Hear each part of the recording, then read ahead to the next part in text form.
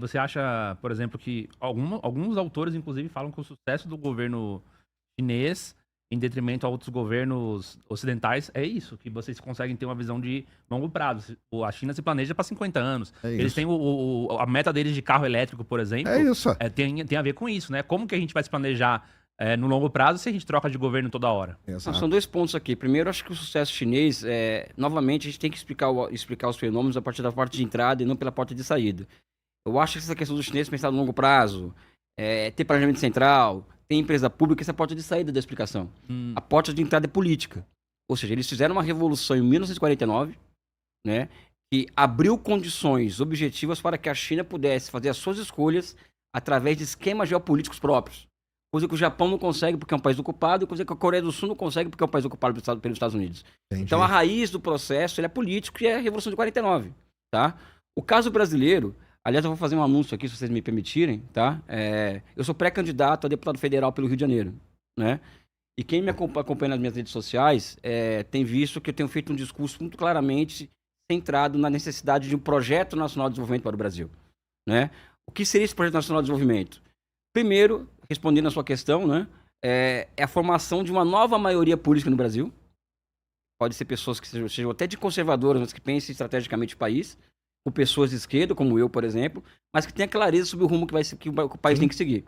Então, por exemplo, o Brasil hoje estamos passando por um processo em que foi reeditada a doutrina Monroe para a América Latina, né? Os americanos já colocaram isso aqui como área de influência deles e não vão admitir que países estrangeiros tenham acesso a ativos estratégicos na América Latina e também aos minerais críticos latino-americanos. Eles estão na costa venezuelana agora ameaçando e o Brasil nessa história toda. O Brasil ele tem uma indústria capenga, o país está se desindustrializando. O Brasil tem marcos institucionais, como o arcabouço fiscal, metas de inflação anual, independência do Banco Central, que não permite com que o Brasil tenha recursos suficientes para enfrentar esse mundo que está aí, né? Então, quando eu falo em pré-candidatura, desculpa aqui tocar nesse assunto aqui, Pode né? falar. Eu falo em termos do quê? O Brasil precisa de um projeto nacional de desenvolvimento. Por exemplo, tá eu, Sacani e o Júnior aqui. Certamente nós vamos conversar aqui, vai aparecer várias diferentes de opinião sobre vários assuntos. O que falta para o Brasil hoje é pegar o que nós temos em comum aqui, que certamente nós pensamos que o Brasil tem que ser uma China, né? E a partir disso formar uma outra maioria no Brasil capaz de colocar o país no rumo e fugir dessa polarização que acontece hoje no Brasil, né? Eu acho que esse que é o ponto e que não existe na China. As pessoas me perguntam muitas vezes, Elias, qual que é a lição que a China pode dar ao Brasil? O pessoal quer tudo modelo pronto, quer tudo a fórmula pronta. Claro. Eu costumo dizer que a China pode nos entregar como lição como formar uma maioria política capaz de unir o povo em torno de um objetivo estratégico. Objetivo, né? Objetivo em comum tem que ter, né? É exatamente isso. Então, o objetivo da China é entregar um país moderno, próspero, civilizado em 2049, que é o ano 100 da Revolução, né? Foi em 49, né? Entendi. Eles têm essa meta aí. Eles têm essa meta. Tá. São duas metas. A meta do centenário do Partido Comunista, em 21, que foi a meta da eliminação da pobreza extrema. Eu acho que tem essa meta que foi entregue em 2021. A China eliminou a pobreza extrema. Para mim, esse é o maior feito da história humana. Um país que tem 1,4 bilhão de habitantes, somente 6% das terras agricultáveis do mundo, 20% da população mundial, e somente 25% das terras chinesas são agricultáveis, né? Porque a China é muito deserto e muita montanha. Tem aquele desertão gigante lá, de né? Gobi, né? Gobi. Esse foi o feito do centenário do Partido Comunista. Tem um feito a ser entregue em 2049, que é completar a modernização do país. Eu acho que o Brasil falta esse espírito de unidade nacional, né? E nós nos lançamos em uma pré-campanha eleitoral em torno disso, né? Já fazendo aqui propaganda, evidente, né? E é isso, né? Entendi. Não, tem que ter, cara. Se não tiver objetivo comum, vira confusão, cara. Porque cada um é um puxando o tapete do outro e tal, e aí os caras pensam muito só neles, né, cara? Não pensam no país, né? E aí o país vai pra onde? Não vai, cara. Fica andando de lado. Eu falo que a gente anda de lado, entendeu? Aí vem pode até que tenha um governo de um lado que faz um negocinho bom. Aí vai vir o do outro lado e vai acabar com o que ele fez e vai querer colocar a coisa dele. Então não ter continuidade, cara. Isso é um negócio que, cara, assim, é um negócio absurdo. E a gente sabe, né, que hoje o mundo é tecnológico, né, cara? Então você tem... Por isso que a China tá aí por um maior exemplo, né, cara? Os investimentos, a grana que ela coloca, esse lance aí que o Elias falou e todo, voltado aí para o desenvolvimento tecnológico e tudo. Aí você cria todas as condições para que isso aconteça, porque sabe que é isso que no fim do dia é isso que vai contar, né? Não, a questão é isso, e deixar a gente tem que deixar muitas vezes, aqui no nosso caso aqui, de ter uma visão lúdica do mundo, que o mundo é bonito, o mundo é legal, o mundo é guerra, né? Essa luta pela fronteira tecnológica, por exemplo, você me fez uma pergunta aqui, falei que sim, se a China vai alcançar os americanos e ultrapassar até 2030, do meu ponto de vista, se deixar como tá, vai atropelar os Estados Unidos, vai passar.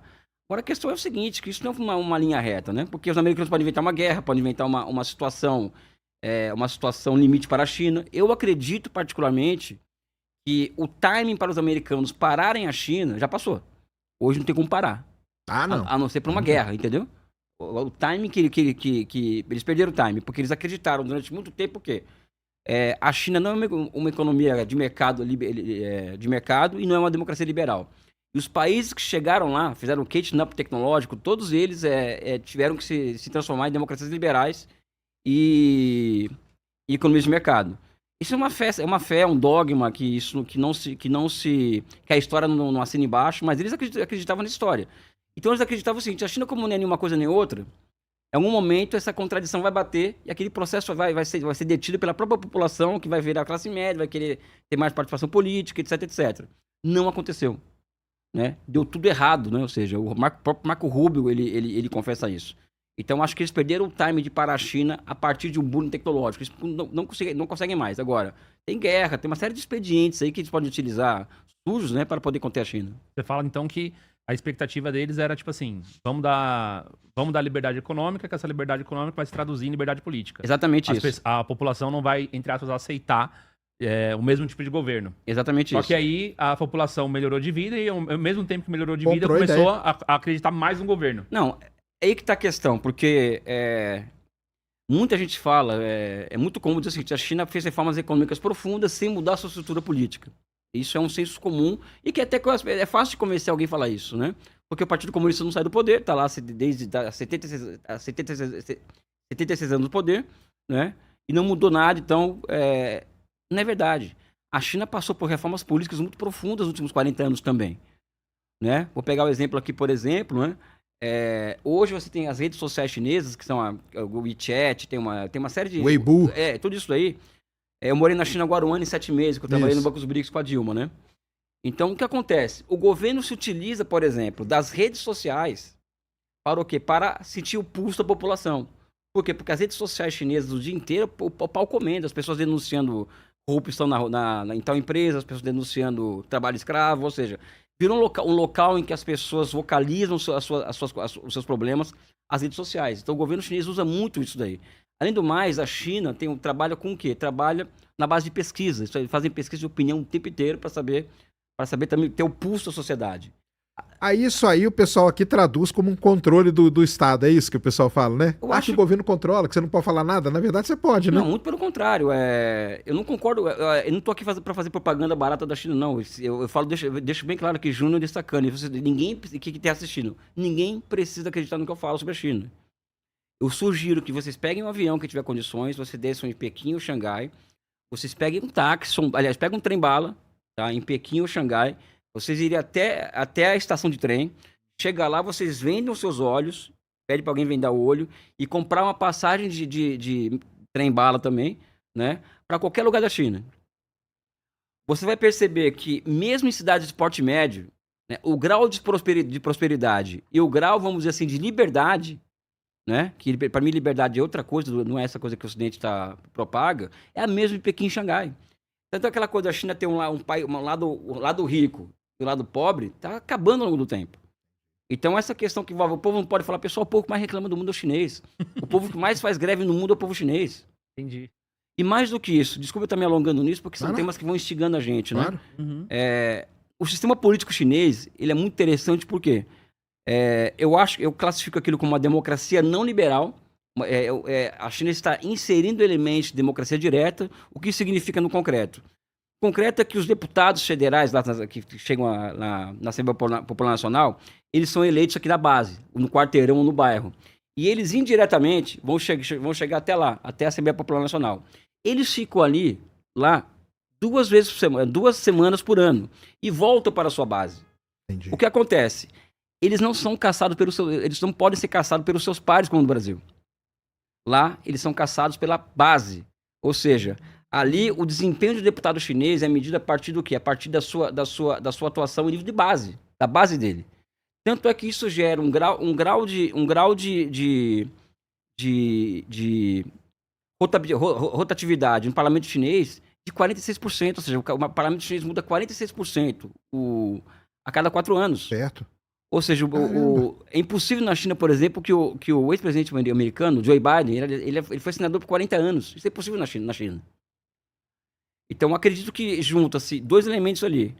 Democracia de base, a nível da aldeia, a nível do bairro, com a meritocracia, que faz com que o Estado se proteja de aventureiros, como o próprio Trump, ou coisas do tipo. Aquilo também deve aparecer no cálculo das razões de por que a China está chegando onde ele está chegando, né? Você chegou a ver aquele vídeo do Thales Gomes, quando ele estava em Xangai?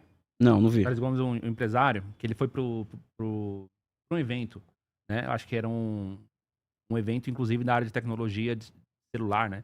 Nanotecnologia, alguma coisa assim. Era. E aí ele ficou impressionado com a cidade. Ele falou assim, pô, o lugar mais capitalista que eu já vi foi aqui na China. Eu vi isso. Eu já vi algum trecho. Viu algum trecho e tal. E ele falou assim que as pessoas pensam, por exemplo, que na visão dele, né? Tipo assim, o socialismo não gerou pobreza ali. Na verdade, foi o capitalismo ali que deu certo também e funciona mesmo num país com um governo diferente, e etc e tal. Mas pelo que ele falou, tipo assim, a forma como as pessoas vivem, a dinâmica das transações, pessoas pagam automaticamente as coisas, né? Pelo toque do pulso, né? Sim, pelo celular. Tudo é no... Então, É, assim, não, o Ratão teve lá agora, o Rato Borrachudo falou que ele foi pagar um negócio cartão de crédito, a moça tirou uma maquininha, tava empoeirada, porque ninguém usa uma cartão de crédito. Ninguém mais usa isso. Entendeu? É o IPay, né? O Alipay. Alipay, é. Primeiro que as pessoas confundem comércio, produção com circulação. Então, o que determina se o país é capitalista ou socialista é a natureza do processo de produção. Ou seja, quem controla o processo de produção na China, o que é fundamental é o Estado, não é o capital. E mais do que isso, o que define se o país é socialista ou capitalista é quem detém o poder político do país. Então, na China, diferente dos Estados Unidos, em que o grande empresário, o capital, tem controle sobre o Estado, tem controle sobre a taxa de juros que vai remunerar os seus próprios títulos. Na China não tem isso. Na China tem capitalismo, tem capitalista, tem comércio, tem tudo, mas eles não controlam o seu poder político. A China, por exemplo, tem hoje, desculpa eu estar insistindo nesse ponto, tem 45 mil quilômetros de trens de alta velocidade. E esses trens de alta velocidade estão chegando em lugares cada vez mais inóspitos do país. Num país capitalista isso seria impossível, por quê? Porque é o tipo de investimento que não dá lucro imediato. Ah, sim. O Brasil aí, quantos quilômetros tem? Estados Unidos. É. Então você vai na China, por exemplo, pega a província mais pobre da China, que eu acho que é Gansu, a província mais pobre. Essa província, eu falo porque eu viajei também aqui a China inteira. Uhum. Conheço a China profunda, né? Eu falo isso com orgulho da minha trajetória. Até com orgulho porque fazer pesquisa não é fácil. Você é um pesquisador, sabe o que eu estou falando. A província mais pobre da China, Gansu ou Anhui, então, às vezes, estão ali... Elas têm infraestruturas mais avançadas do que o estado da Califórnia. E mais do que isso, né? A China hoje, ela subsidia $1 trilhão por ano esses trens de alta velocidade, o funcionamento dela. Isso é impossível do capitalismo. Isso geraria uma discussão a favor da privatização, que não serve, só dá prejuízo. Na China existe esse subsídio. E mais do que isso, de 2009 para cá, abriu-se novas linhas de metrô em 41 cidades. Caramba. 41 cidades. Atualmente são 44 cidades com metrô na China. Então abriu de 2009 para cá, foi 41. Né? Das 44 cidades que tem metrô na China, 40 opera com chamado prejuízo. Xangai, por exemplo, o preço do bilhete do bilhete de metrô é 1, só que o subsídio é 3 vezes mais acima do valor. Ou seja, esse que é o detalhe que as pessoas não enxergam quando falam em socialismo e capitalismo, porque isso é impossível para o país capitalista, né? É um lance de trem, né, cara? O Brasil, para escoar toda a produção lá. Para escoar a produção, para Mato interligar. Grosso, cara, não tem nada de trem, Exatamente. cara. Isso aí é um absurdo. Isso aí é um absurdo mesmo. Não sei como que não